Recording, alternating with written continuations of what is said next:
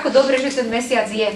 Viete, to je presne tak, ako aj s tými životnými jubilámi, ktoré oslavujeme, že keby tie meniny a narodeniny neboli, tak koľkokrát aj v rámci rodín sa ani nestretneme, pretože stále sme nejaký uponáhlaní a nemáme čas na seba.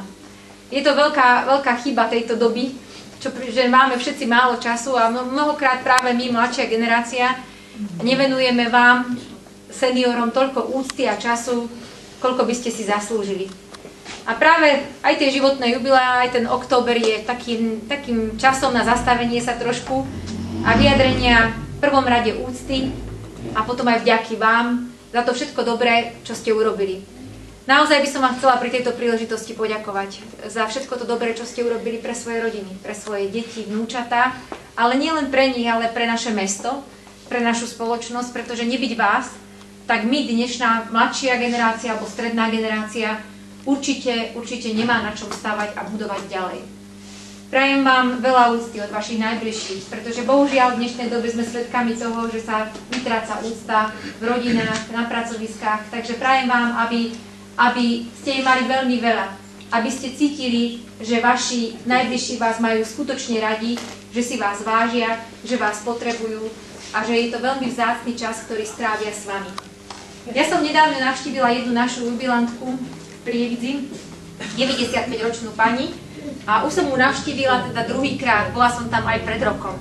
A je stále veľmi taká čulá, optimistická, hovorila mi, že každé ráno číta noviny, že sa teda zaujíma o svet a hovorí mi, že ja sa tak teším, pani primátorka, že prídete aj na budúci rok, že ja sa chcem dožiť 100. A ja aj tak hovorím, viete, lebo človek už s tými pribúdajúcimi rokmi tak niekedy aj smutný a si hovorí, na čo a prečo a som chorý a tak.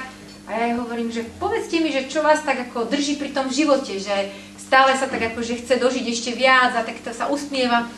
A ona mi hovorí, viete, že ja viem, že moje deti ma potrebujú a to vám chcem povedať, že každého z vás niekto potrebuje, či už sú to deti, kamarátky, susedia, možno v klube, že sa tešíte v vzájomnej spoločnosti.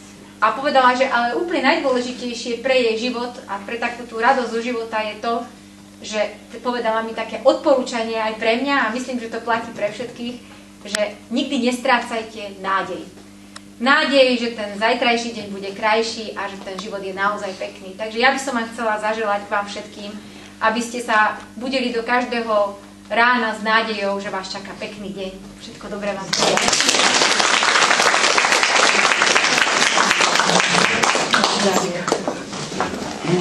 Tak dávame zdravie. Zdravie.